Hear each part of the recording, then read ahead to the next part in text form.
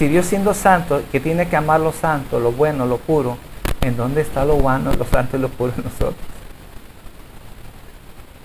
Y que si Dios es santo, entonces Él tiene que rechazar lo malo. Nosotros éramos malos. Es difícil y lo vamos a ir entendiendo. Entonces podríamos preguntarnos esta mañana, ¿qué es el amor de Dios? Una definición de qué es el amor de Dios. El amor de Dios es un atributo esencial de Dios que expresa la forma en lo que Dios es. Como dicen los teólogos, inherente al ser de Dios. Cuando decimos inherente, quiere decir que forma parte de su naturaleza. No lo puedes separar. Inherente quiere decir que es parte de sí. No es algo agregado, no es algo que tú lo compones a Dios y entonces no. Inherente es algo, es la esencia de Dios.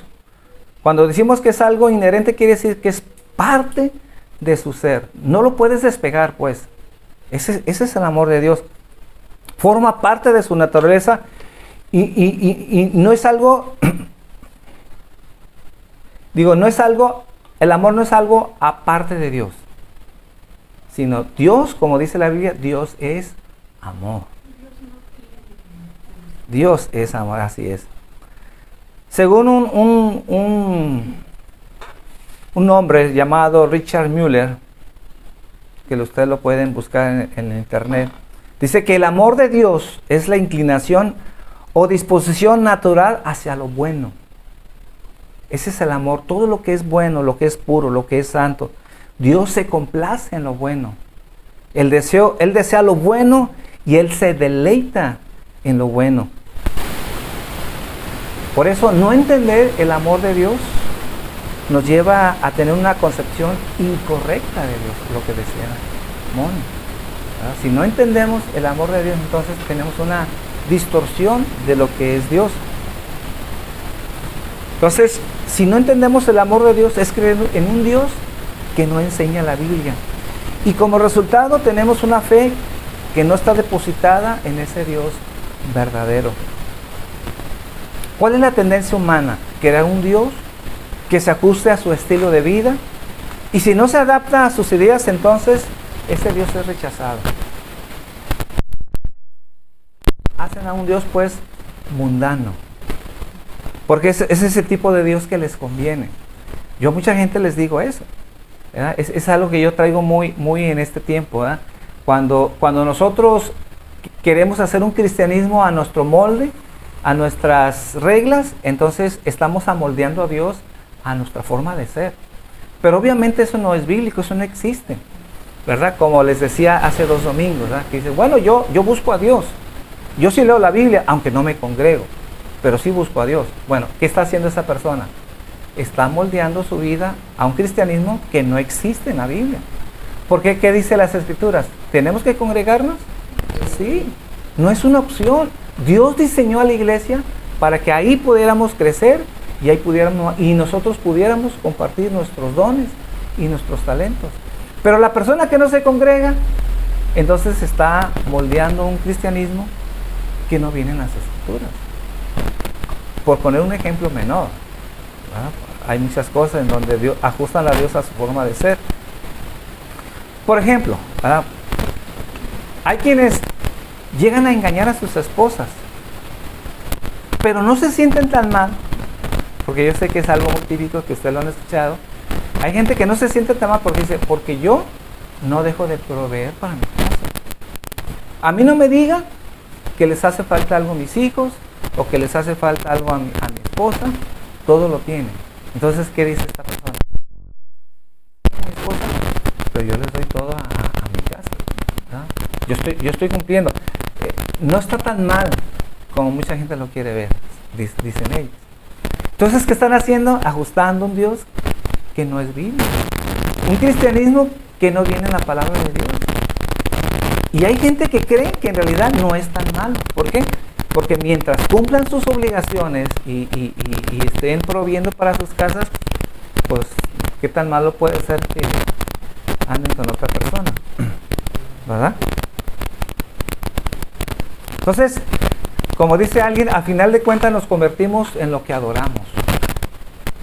si tú adoras un Dios que no es bíblico, un Dios que es falso, entonces en eso te estás convirtiendo. Porque ese es el Dios que la gente hace. Es el Dios que la gente inventa. Un Dios adaptado a nuestra forma de ser. Entonces, ¿cómo el mundo percibe el amor de Dios? ¿Cómo el mundo percibe el amor de Dios? Dice, si Dios es amor, entonces Dios no nos puede hacer nada que traiga dolor a nuestras vidas. Si Dios es amor, entonces Dios no puede mandar nada a la condenación. ¿Se han escuchado, verdad? Si Dios es amor, entonces, ¿por qué Dios desearía un mal a nuestras vidas? Entonces el pecador se confía porque puede seguir pecando y en apariencia pues no pasa nada, ¿verdad? Como los ladrones, los sicarios, que se levantan y están pensando en la tarea de quitarle la vida a una persona, lo llegan a hacer y siguen pensando en la otra persona y cada día están pensando en eso y no pasa nada, ¿verdad? Entonces el pecador se confía y cree que de alguna manera, pero antes de salir a hacer sus fechorías, se encomiendan a Dios, ¿verdad? Hasta se persignan. ¿Para qué? Para que hagan buen su trabajo. Dios es benigno y paciente, como nos dice las Escrituras, pero no debemos de confundir su tardanza y creer que Dios no va a hacer nada. Dice Romanos 2:4. Romanos 2:4. ¿O menospreciáis las riquezas de su benignidad, paciencia y longanimidad, ignorando que su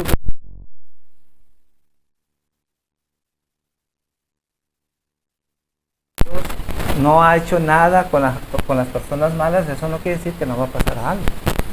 Y si Dios es benigno, Dios está esperando que la gente se arrepienta pese a su forma de vida.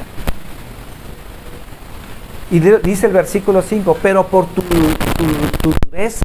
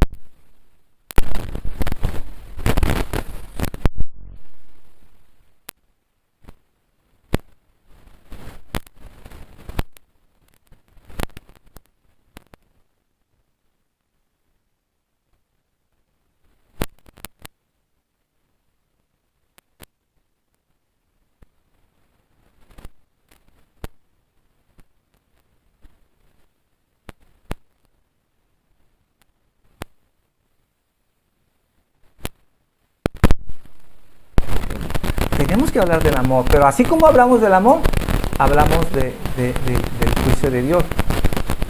Hace rato cantamos, ¿verdad? Y a propósito metimos Juan 3:16, porque el versículo más conocido a nivel mundial por los cristianos es Juan 3:16.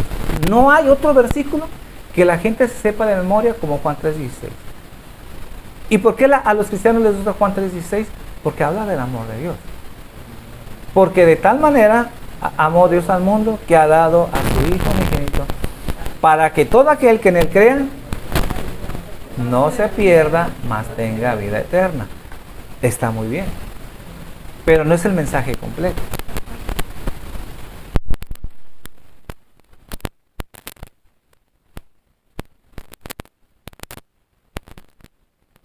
El versículo después, el versículo 18.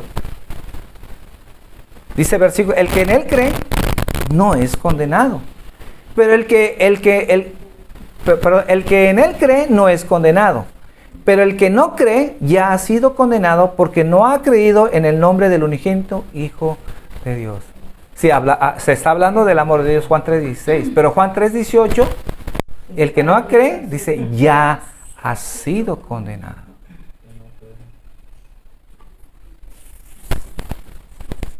Entonces está hablando del amor de Juan 3:16, que todo el mundo le gusta Juan 3:16, del amor de Dios, pero si solamente nos quedamos en ese pasaje, está incompleto. Tenemos que terminarlo. Por ejemplo, el primer intento de recopilar el Nuevo Testamento fue en el siglo III, ya lo he hablado, un hombre llamado Marción. Este hombre, la particularidad principal que tiene este hombre al recopilar el Nuevo Testamento, que fue el primer intento de recopilar el Nuevo Testamento, la primera característica que tuvo este Nuevo Testamento es que todo lo que él empezó a recolectar, Marción, empezó a recopilar aquello que hablara del amor de Dios. Y desechó todo aquello que hablara sobre el juicio y la condenación de la humanidad.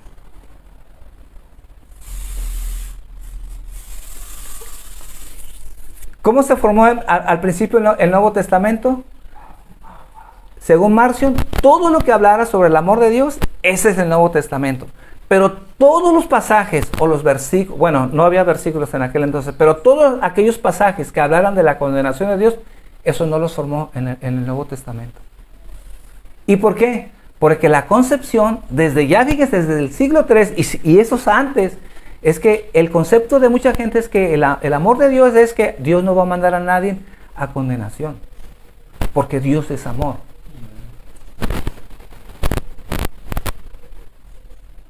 Entonces, no solamente el mundo tiene una mala concepción de lo que es el amor de Dios, sino me parece que también dentro de la iglesia no se ha entendido lo que es el amor de Dios.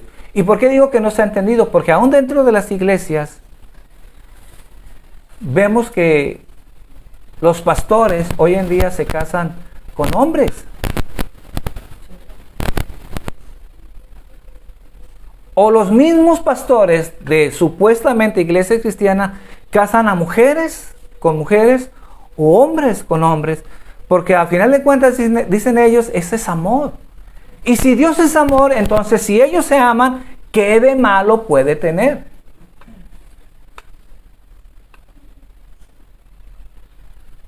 De tal manera que el cristiano entonces, el cristiano es retrógrada, ¿no? Entonces no está modernizado. La Biblia no está modernizada. La Biblia se tiene que modernizar. Dios se tiene que modernizar porque los cristianos no viven los tiempos actuales. ¿Y cuáles son los tiempos actuales? Pues la libertad de género, la expresión, la libertad de que cada quien escoja el sexo que quiere. ¿Qué de malo puede tener en eso? Pero eso es una distorsión de lo que es el amor de Dios. Dios solamente diseñó hombre y mujer, nada más. ¿Verdad? O por ejemplo, si un cristiano quiere corregir a otro cristiano que está en pecado, algunos se ofenden porque el cristiano que está confrontando al pecador le dice, no, tú no tienes derecho a juzgar a los demás. Dice, si Dios no juzga a ese hombre, ¿tú por qué lo vas a juzgar según ellos? No, Dios juzga al hombre. Dios juzga al pecador y señala al pecador, porque parte del ministerio de los profetas era señalar el error de los pecadores, el error de los pueblos paganos. Traía Dios advertencia para que se pudieran arrepentir. Ahora, es cierto que a veces los cristianos juzgamos mal, porque no juzgamos con una actitud correcta, ¿verdad? Juzgamos inclusive según nuestros criterios.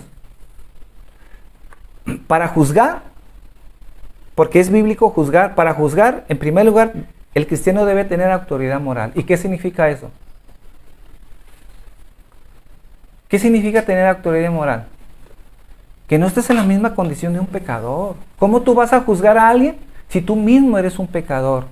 ¿Cómo tú le vas a decir a alguien que no robes si tú eres una persona que robas? ¿Y qué nos da el derecho a juzgar a una persona? En que no practicamos el pecado. Ahora, a final de cuentas, no es el cristiano el que juzga a otra persona, sino el cristiano lo que hace es confrontar al pecador con la palabra de Dios. No somos nosotros los que juzgamos al hombre, sino permitamos que sea la palabra de Dios que juzgue a la persona. Entonces, ¿qué es lo que nosotros hacemos? Presentamos la palabra de Dios para que sea la palabra de Dios que confronte al pecador. ¿Están ahí? Entonces, tenemos la responsabilidad de señalar el error cuando algo está mal, claro que sí. ¿Y cuál es el criterio que debemos usar para juzgar a la gente? La palabra de Dios. Dice Juan 12:47. Juan 12:47. Al que oye mis palabras y no las guarda, yo no le juzgo. Hablando Jesús. Yo no le juzgo. Porque no he venido a juzgar al mundo, sino a salvar al mundo. El que me rechaza y no recibe mis palabras, tiene quien le juzgue. La palabra que he hablado, ella le juzgará en el día postrero.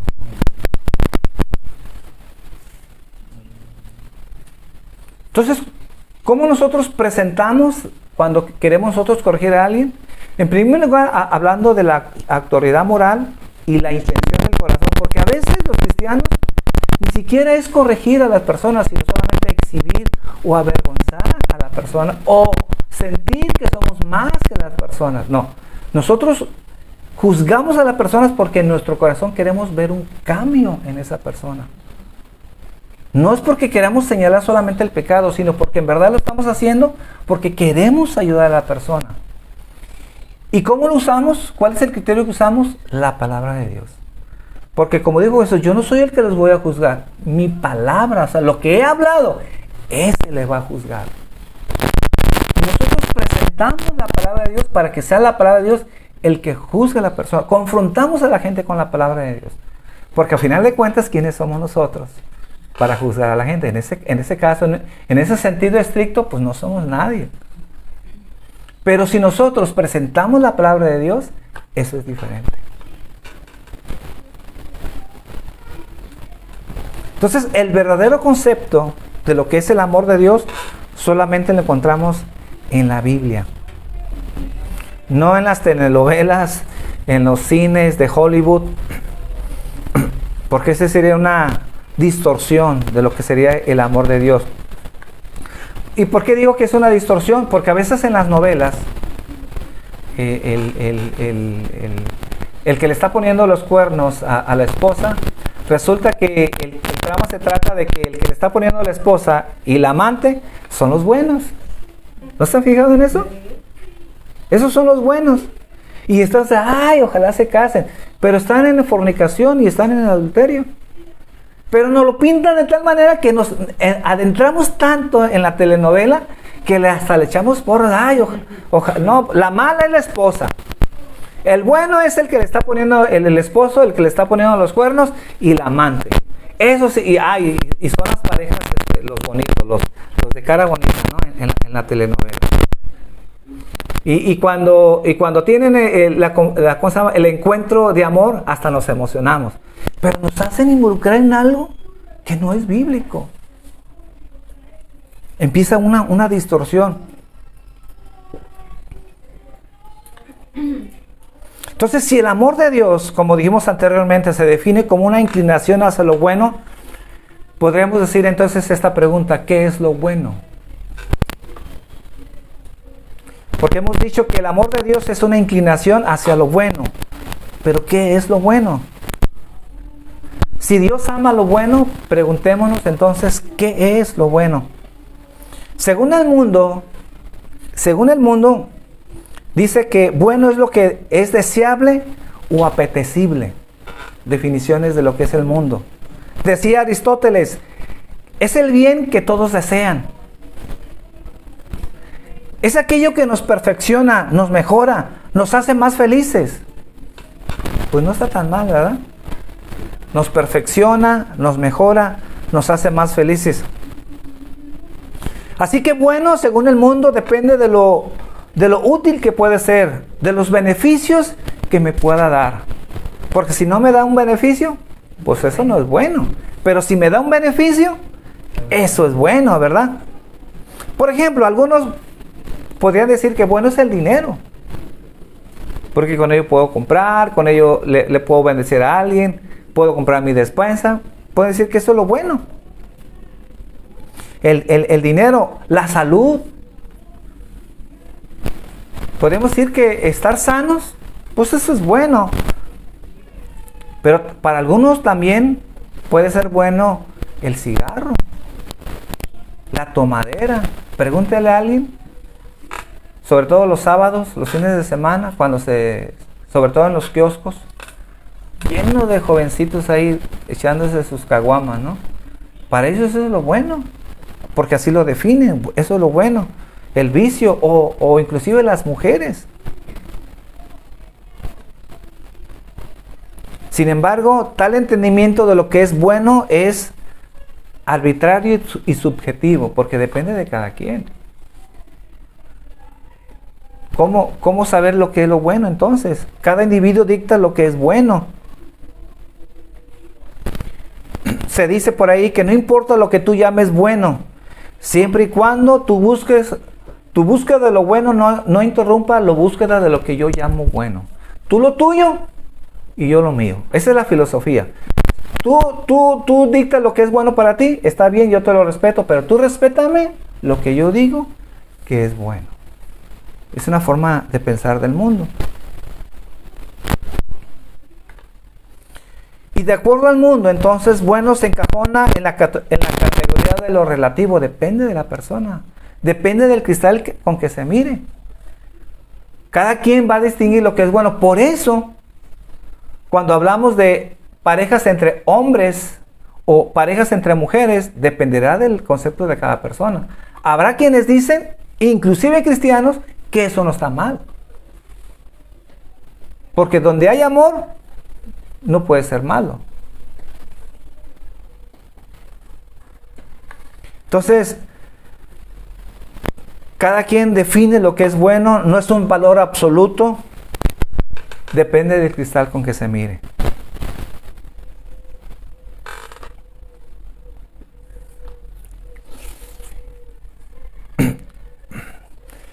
En los tiempos antes de Cristo, había un personaje, Eutifrón.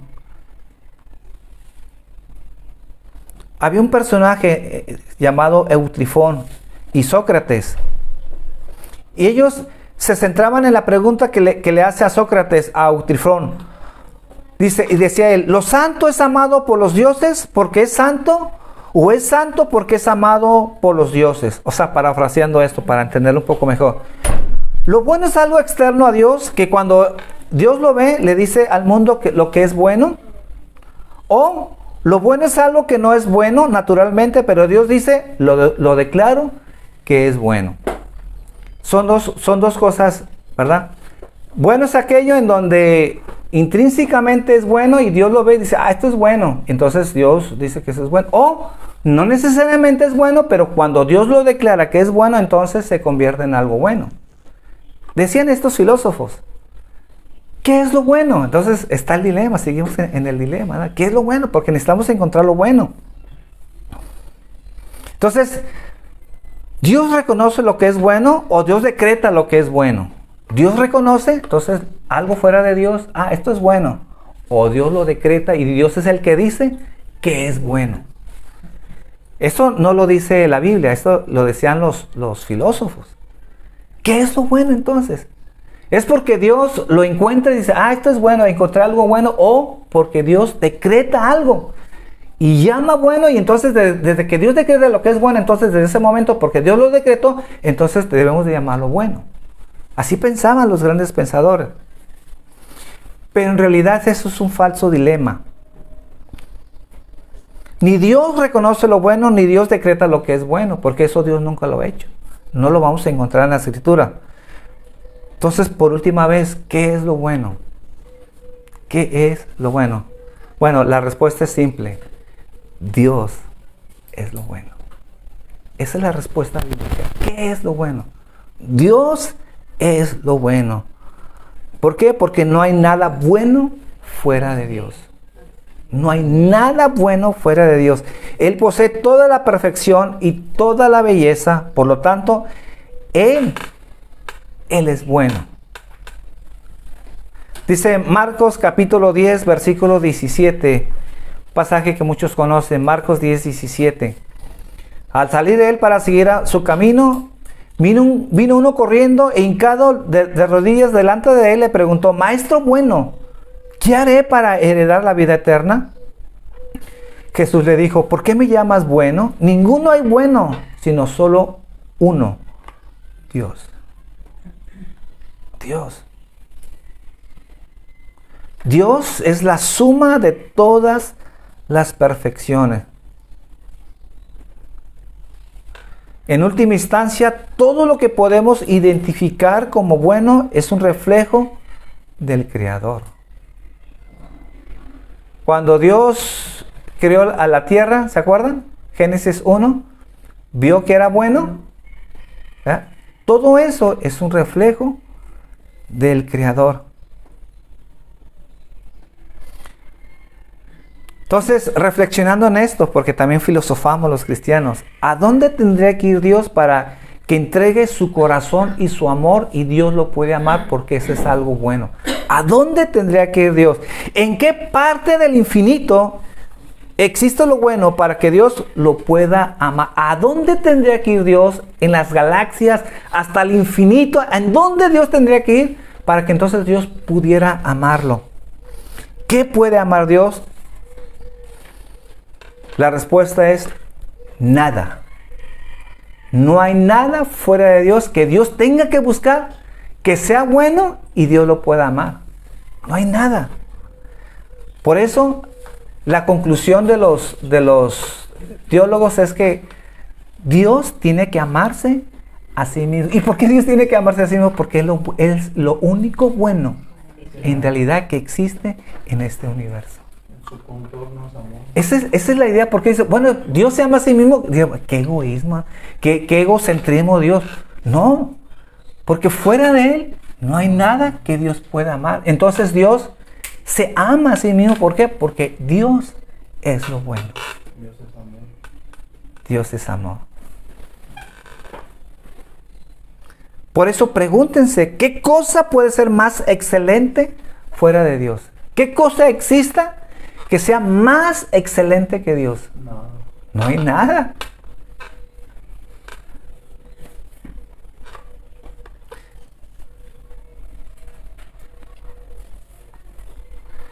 No hay nada. No hay perfección fuera de Él. No hay nada excelso fuera de Él. Y esta es la clave de nuestra felicidad. Pregunto una vez más, ¿cuál es el mejor bien para tu vida? ¿En dónde está la fuente de tu felicidad? ¿En dónde puedes encontrar el verdadero amor que tú necesitas para tu vida? ¿Tienes que ir a Júpiter, a Marte, hasta el infinito? Si Dios no tiene que buscar nada fuera de Él, porque no va a encontrar nada tan excelso y tan sublime como Él, entonces Dios es muy sabio, Dios es muy inteligente. Entonces, Dios se ama a sí mismo. ¿Por qué? Porque es lo más excelso que puede existir en esta vida. Por eso dijo, aquí está la clave de nuestra felicidad. ¿En dónde tendríamos que buscar a Dios? Pues si Dios no tiene que buscar nada fuera de sí mismo, ¿en dónde tendríamos que buscar a Dios nuestra felicidad? En Él. En Dios.